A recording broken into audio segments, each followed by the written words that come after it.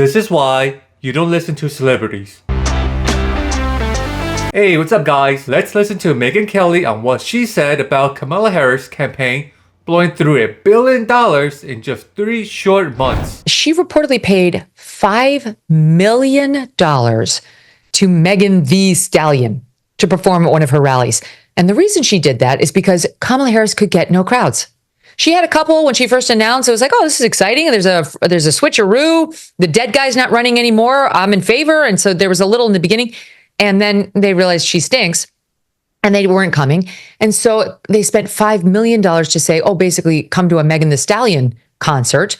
And people did. And then they realized, oh my God, this is the way we're going to do it. This is how we're going to get people to show up. We're going to tell them Beyoncé is going to be here and they'll show up, which they did. But then Beyoncé didn't perform, but still got a bunch of money. So this is what I'm thinking. If these celebrities really believed in Harris, why did they need to be paid? Genuine supporters would have done it for free, just like Trump celebrity backers who showed up without taking a penny. Kamala campaign paid $10 million to Beyoncé and she won't even perform a song. Just talk for 4 minutes and that's about it. Beyoncé doesn't need the money. She and Jay-Z are already billionaires. $10 million to them, it's just a fraction. In my previous video, I explained why I don't feel sorry for the crying, outraged liberals after Trump won. They have no clue what they're voting for or who they're supporting. The Democrats simply don't care and don't give a damn about almost anything. The House Oversight Committee is going to hold a hearing with the FEMA administrator, Dan Criswell, after an official who was accused of telling staff to skip hurricane-ravaged Trump homes claims it was common practice to do so. Listen. They all allege that these actions were made on my own recognizances and that it was for my own political advances. Unfortunately, it just so happened that the political hostility that was encountered by my team, and I was on 2 different teams during this deployment, they just so happened to have the Trump campaign signage. FEMA always preaches avoidance first and then de-escalation. So this is not isolated. This is a colossal event of avoidance.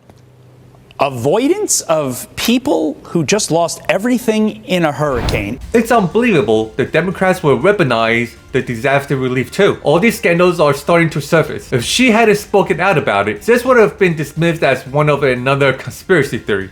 Right? Many people have lost their homes, even their family member due to this hurricane, and now we're hearing that FEMA denied aid to those who had Trump signs in their backyards. Unbelievable. The Democrats are playing politics with disaster victims who are already devastated. FEMA's sole purpose is to assist people in getting back on their feet and restoring their sense of security. I hope Trump hears about this. Sack and charge anyone who are involved in this evil act. Right? If you are an LGBTQ person and you know someone in your family voted essentially against your rights, or you're a woman, knowing that, this man was calling people the B word. J.D. Vance was literally calling Kamala Harris the trash and said, we're going to take out the trash. I know a lot of Black women were incredibly triggered by that. And if you then meet somebody and they voted for the people who called you trash, or if you're Puerto Rican, and someone voted that way, do you recommend, just from a psychological standpoint, being around them? We got the holidays coming up. So I love that you asked this question because, there is a push, I think just a societal norm that if somebody is your family, that they are entitled to your time.